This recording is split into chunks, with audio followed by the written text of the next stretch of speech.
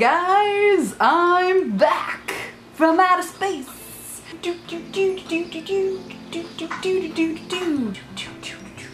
My name is Kristen, and to celebrate my return to my YouTube channel after a short hiatus, I am doing a mini-series called The Countdown to Longpoint.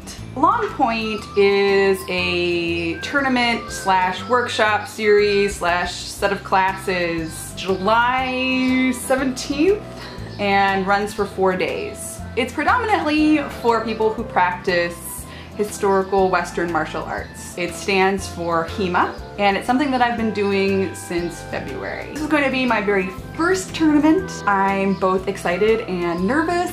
I'm going to be doing an update every week that's basically talking about, you know, what I am doing in my training, the challenges that I'm facing, my little victories. I'm going to talk about the gear that I'm putting together and maybe a few techniques that I learn every week.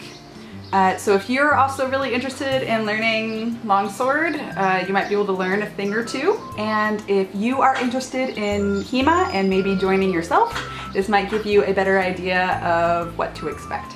So my training basically involves a variety of different exercises and drills and things, trying to prepare myself like physically and also mentally for the tournament. I'm doing yoga, I'm doing cardio, which also includes jump rope. I'm doing strength training and also continually working on drills and sparring practice. This last week, I had a few challenges. It's been so hot, and I think I haven't been drinking enough water that during yoga, I actually had to sit out for a little bit because I felt like I was gonna get really sick and nauseous. In my sparring matches this last week, I did really well, at least considering the fact that I was extremely intimidated. I got a lot of really great compliments from people about my form, my balance, and the fact that when I do strike, it's very deliberate. So I'm clearly thinking, I am maybe thinking too much. I sparred 2 people. One was a fellow classmate of mine, and that was a lot more fun because we were a little more evenly matched.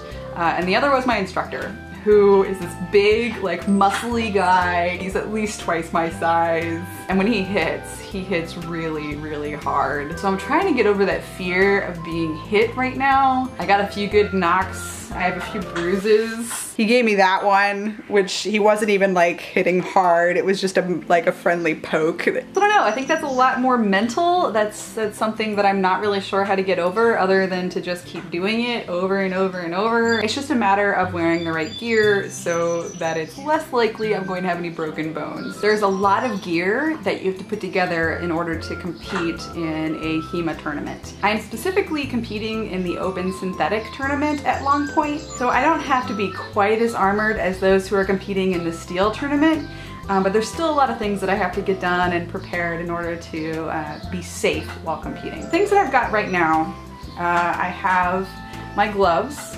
which are just lacrosse gloves. They are men's lacrosse gloves. The thing is though, I have to make some adjustments still because they're not as protective as I need them to be. I need to add some sort of protection here on the sides because it's very likely that you'll get hit here. And there's no padding, and that's going to hurt a lot. So I'm gonna work on some PVC piping. So that goes right there, and then also here along the index finger. The rest of the fingers are usually pretty protected when they're around the handle. And I got this pretty cheap. I went to Dick's Sporting Goods and I had a coupon, so that worked out pretty well. And when I'm talking about adding like the PVC pipe, this is something that my instructor made. So it's like it's just a fencing glove. I'm still trying to figure out exactly how he did this. But you can see, you know, what I'm talking about by adding that sort of protection to the glove. So the other thing that's really important is protecting your elbows. So I've got some more lacrosse gear. As you can see, it's $20 that I got this. As a lady, it's especially important that I protect the ladies. I have this thing. which I actually bought for LARPing as like something I was putting together to create armor from. But it's actually just originally a fencing chest guard. This is actually a male one. You can buy female ones that actually conform, that have like the breast shape. But I feel like this one works really well for me, especially as in the tournament there's a lot of like stabbing motions, so this is good.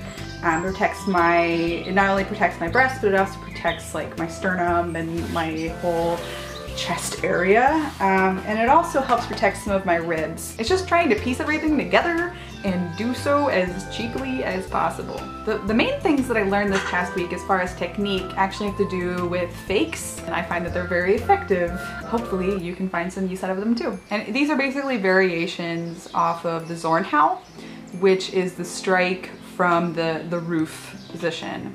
It's one of the strongest strikes that exist, but it's also one of the easiest to block. There are different fake outs that you can actually do from this strike. Instead of following through, there is the undercut, there is the side strike, and there's also the thrust.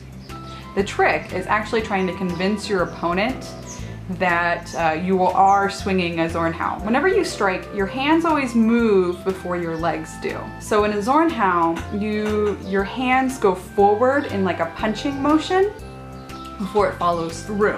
And it's the same thing whenever you're faking somebody out. So when you go forward in that punching motion, instead of following through, you switch positions into an undercut or a thrust or whatever it happens to be. Doing this effectively means really selling this punching movement forward. I have a habit of moving it up and over, which really telecasts exactly what I'm doing. So I have to focus on making sure that I punch forward and not up and out. Thanks for watching, guys. There will be an update every Monday until after the tournament.